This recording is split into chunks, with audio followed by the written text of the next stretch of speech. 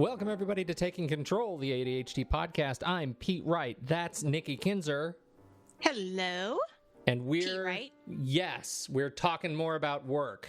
Putting my HR hat back on. I like your HR hat. Goes with everything. It does, right? It's a great hat. We're talking about interviews today, right? So we talked last week. We talked about picking the right career, and now you've picked the career. How do you approach the getting ready for the courting ritual? That's right. Yeah, it is, right? It really is kind of courting. Well, the way that I have the outline sort of outlined. I'm going to use outline twice. Isn't that like some bad rule that I'm breaking? I don't know if it's a rule. Well, no arrests, all acquittals. All right, good. Right. So I'm going to kind of give some general tips of things to do prior to the actual interview. We're going to talk a little bit about how to practice interviewing, and then some interview tips on, what to do when you're actually in the interview. So it's really, and then also some follow-up. So there's sort of kind of 4 sections to this podcast. Now, this is how you approach this process when you're sitting down and working with, let's say you've done some coaching with a recent college grad or somebody who's looking at a career change. This is how you deal with this in your coaching environment, right? Absolutely. And really, it's the advice I would give to a friend, a family member. I mean, just because of I did so many interviews. I was a recruiter for the first probably 4 years of my HR experience. And so interviewing is definitely an expertise of what I did when I was in HR. So, and it has changed some. And so hopefully it hasn't changed so much that I'm giving wrong information here, but I don't think so. It's all good stuff. Some of it's going to be reminders. People are going to think, yeah, I know that. But it always amazed me that even if you know that, people don't always do it. And so if anything, it'll be a good reminder if you're going in for an interview. Excellent. Well, let's get started. So right. I am your potential interviewee. What do I do first? Well, I think the first thing is to remember you are putting your best self in front of the interviewer. And so you got to play that part. And that's easy to say when people really want a job. They get this interview and they're very excited, and you definitely want to put your best self in front. And the first thing you want to do is you really want to research the company that has called you. If you don't know them very well, definitely get on their website, know the job that you're applying for, have a really good idea of who they are, where they are, how big they are, what they do, and just really know who you're interviewing for. Nothing is worse than interviewing somebody and they're just like, and what company are you? Or, that I don't even know if they do cover letters anymore, but I used to look at cover letters back in the day, and they would have the wrong company on the cover letter because they didn't change it, because it's like it's like a copy and paste thing, or totally. So, not good. That's so awful. It's awful. Yeah. So definitely know the company you are interviewing for. Write out a list of questions you have about the job. I know last week we talked a lot about company culture, people you're working with. Write out those questions. What do you want to know about the company, the culture, your boss, work style, hours, all of the basic stuff, of course, but get that out on paper so you have it in front of you. And we'll talk a little bit more about that in just a minute. You want to make sure that you're not just on time for the interview, but that you're about 10 minutes early. And this is really important because I know time management can be very difficult for ADHD. And so if this means that you have to practice a drive-by the day before or a few days before your interview, just to make sure you know exactly how much it's going to, or how much time it's going to take for you to get there, or if you're taking a bus or whatever, then do it, practice it. Just, do what you can, especially if you really care about this job. You don't want to be late. Just don't be late. Right. So practice that if you have to. Make sure your phone is turned off, or at least, I say put it away. I don't even think the interviewer should even know you have it. Oh, that's a really great way to put it, because, a lot of people say, well, it's silent, but you know what? You can hear a vibration. Yeah. If it vibrates, you can hear that stuff, and you notice, and you think that you can't notice. You think it's quiet enough in your briefcase when it's vibrating, but you can notice. Turn it off all the way, power down. Well, yeah, and if it's in your pocket and you're moving around, I mean, come Right. on, it's like it just. I would say you don't even want the interviewer to know you have it, and this includes being in the waiting room. And I don't know if it's just a perception or what, but I've seen this in other tips and tricks with interviewing too. Don't even have it with you when you're in the waiting room. Just read a magazine that they have available, or just sit there quietly, because there's just something about walking out to introduce yourself to someone and they're on their phone, like, because then you feel like you're interrupting them. Yeah. And there's just this perception there. So yeah, unless you're pretending to be on the phone, and you're saying, no, I'm afraid I can't accept your offer of $1 million. No, I have to go. I'm sorry, I have to go. Right? I'll think about that. I'll think about that. I'll get back to you in about a half hour. Right? Yeah, I got to see how this goes. Yeah, timing is really important on that. Right? Yeah, right. Yeah. That's very true. Yeah. And so, with that being said, phone is gone. Do you have a pen and kind of like a nice notepad, to jot down notes, even if you don't have notes? It still looks more professional to look like maybe you would have taken notes, Right. And I think it's just one of those things that it can be, you're asking a question and you're listening to what the answer is, and you can just kind of jot it down for your own memory. Again, you're kind of using this tool for yourself too, to remember. But again, you don't necessarily have to use it, but just have it with you. An extra copy of your resume, I think, is really important, especially if there's more than one person interviewing you. They may or may not have a copy, so it might be nice to just have that available to give them that copy if you have it. And you also, I think it helps if you have a copy of your resume for yourself to look at. So when, you're not reading upside down on your resume from the interviewers across the table. So if you have it in front of you, you can kind of follow along, when they're talking about different jobs that you've had. Does that make sense? Oh, total sense. Or else you could just scoot right up real close to them, next to them, and snuggle a little bit for the resume as snuggle. Your phone is going off. As your phone's going off while wearing jean shorts. Your cutoffs. Oh, yeah, exactly. Well, and there's the next point, dress the part, right? Know the company you're interviewing for. And even if it is more of a casual environment, I would dress it up a notch. So you don't necessarily, say that you're applying for kind of a casual environment. People do wear jeans. You don't necessarily have to wear a suit, but I do recommend that you look like you care. And in my own personal opinion, and people can, tell me I'm wrong, and that's okay.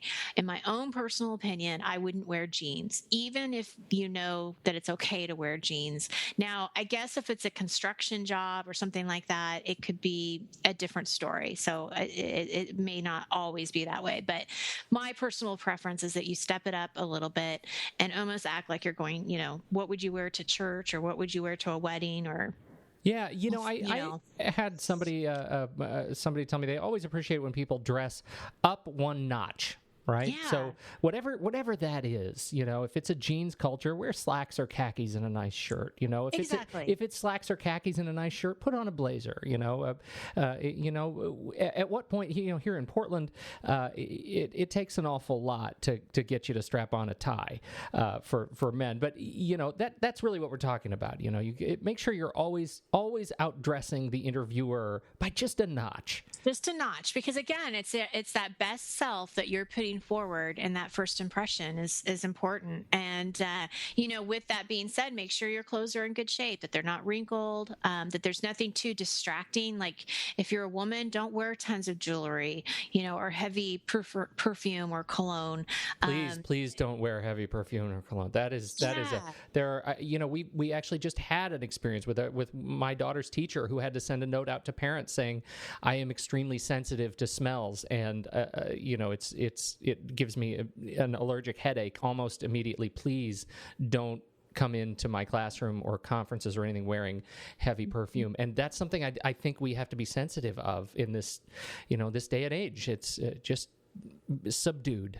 Right. Yeah, exactly. Just take that part of it down a notch. Yeah, crank it down just a notch. Don't exactly. Yeah. So, and this last point is really funny to me. But it is practice your handshake. I know this seems so strange, but as an interviewer, I'm telling you, we notice if you're going to break my hand, and I notice if your handshake is really wimpy. So you have to practice it. And the best advice I can give is, be confident, give them a nice firm handshake, look at them straight in the eye, say, it's a pleasure to meet you, thank you for having me today, and just be that presence, be that strong enough presence that you're confident and you're excited, and smile. Don't do that without the smile. Make sure you smile. But that first impression, that first minute is really important, in my opinion. Again, this is just my opinion, but practice it with your partner, with your friends, with your mom, your dad, whatever. That's a tough one for me to imagine somebody saying you don't need to practice your handshake. Of course you need to practice your, you know what I mean? Like, there is a mirroring behavior that many people in their handshakes don't get. Like, you shake hands and you try to mirror the pressure of the person that you're shaking hands with. Right. That's sort of the rule, right? As long as you're not outdoing the person you're shaking hands with, you'll end up at a comfortable, firm squeeze. Right.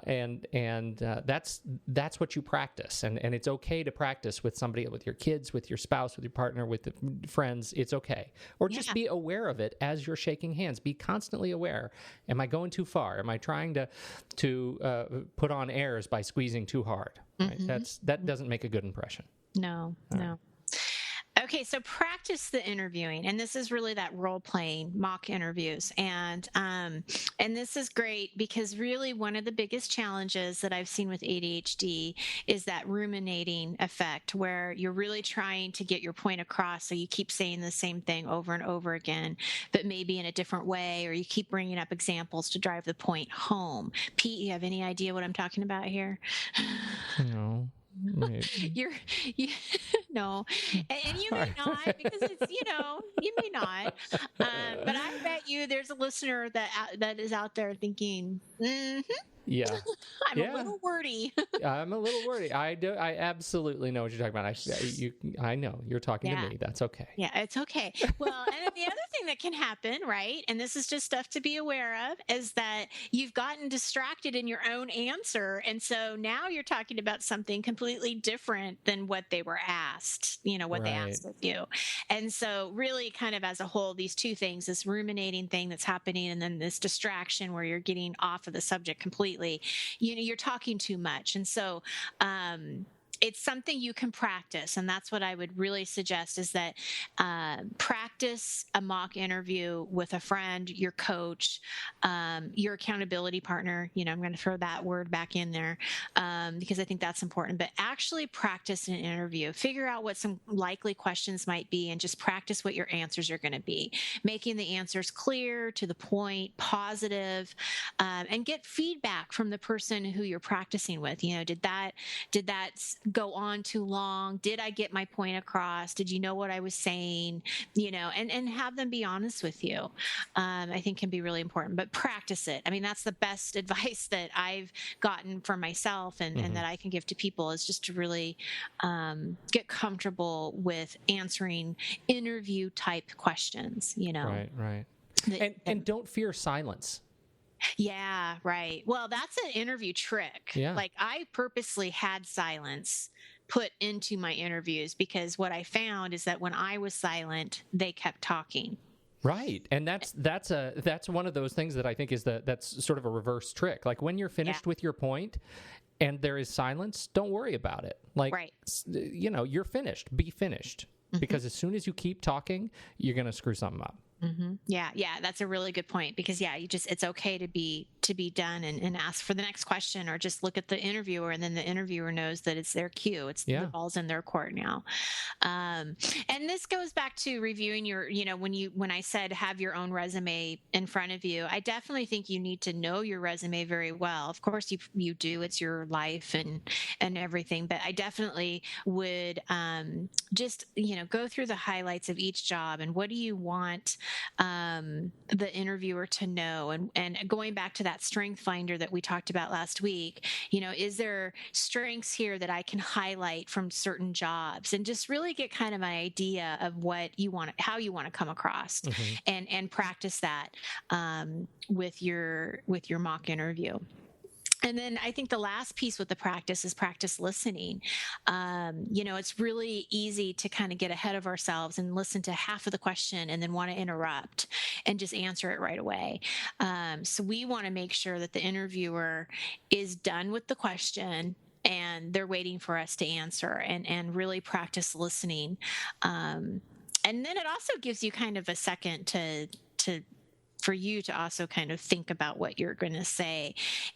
What are your thoughts on that? I mean, I'm curious to know. In terms of practice listening, I think that is super important. And I think the trick here is, again, we talked about, if you keep talking, you'll screw something up. Well, that's part of the challenge, because in your head, if you're not truly focused on what the person is saying to you, you will spin off in your head and start answering the question in your head, and that will distract you long enough to miss key points.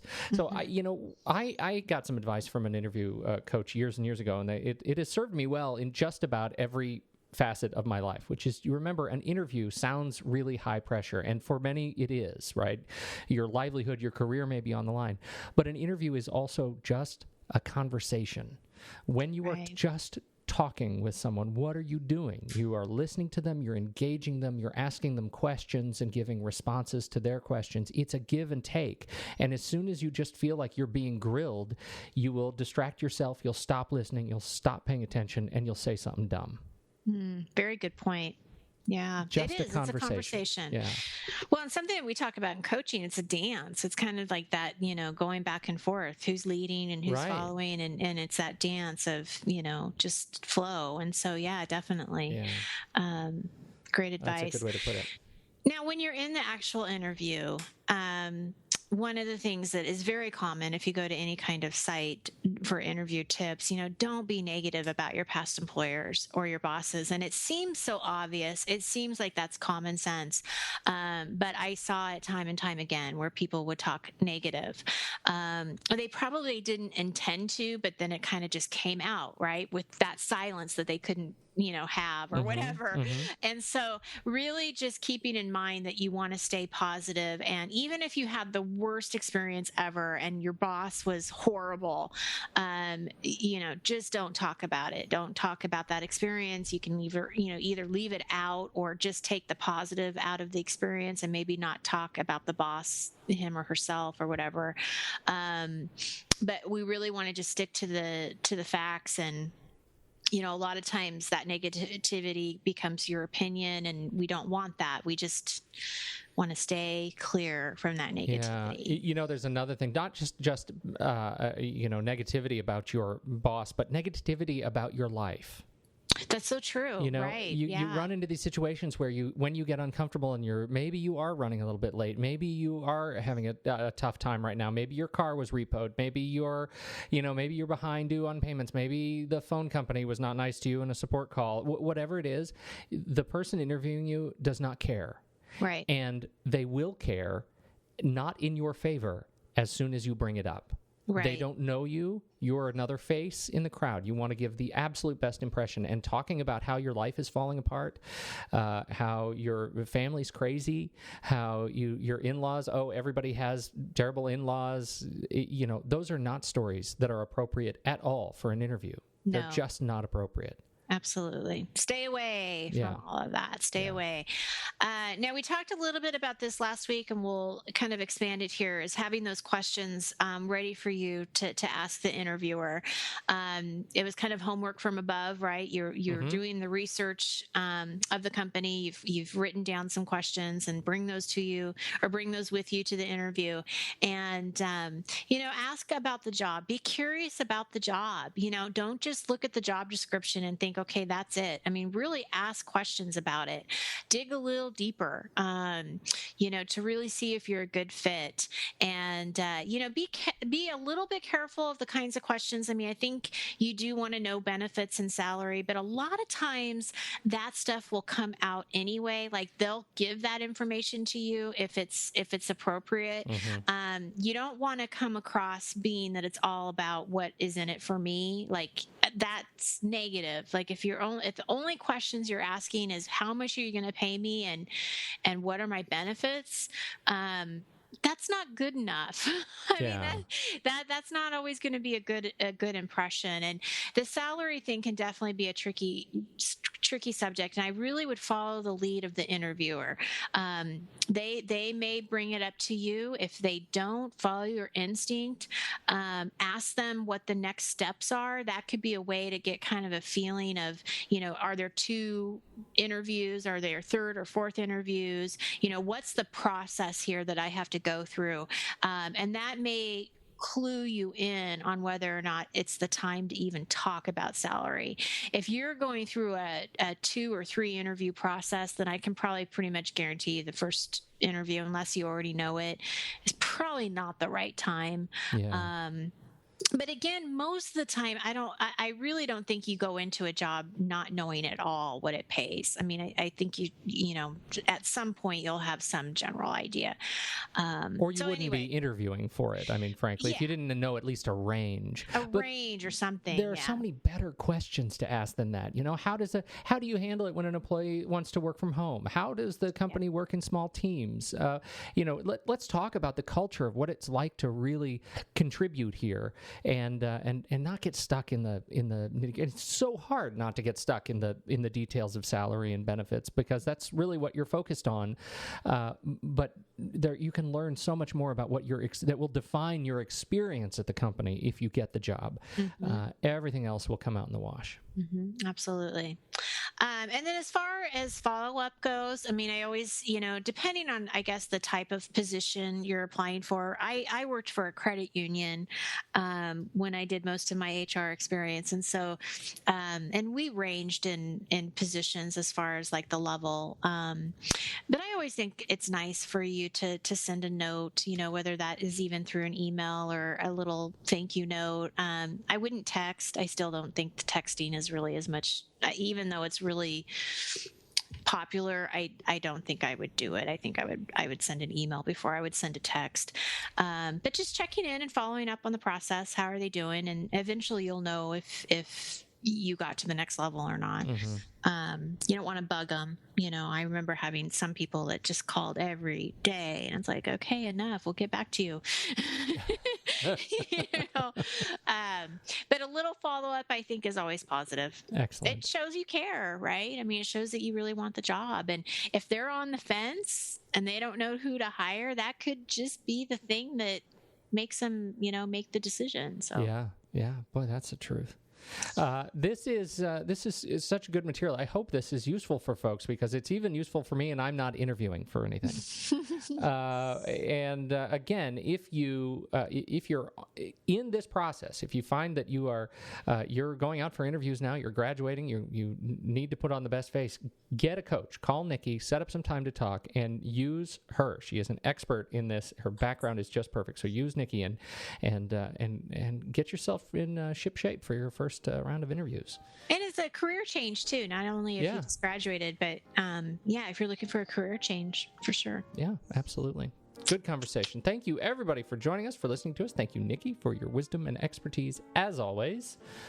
And you can find out more about the show at TakeControlOrganizing.com. Just click on podcast. You can learn more about what we're doing here and join the conversation at Facebook.com/TakeControlADHD, Twitter.com/TakeControlADHD, all the various social platforms. We're there. We appreciate your kind comments and words on the iTunes podcast directory. If you have a minute to leave us a kind note there, that really helps other people discover the show. And that's it. Until next week, I'm Pete Wright. That's Nikki Kinzer. This has been Taking Control, the ADHD podcast.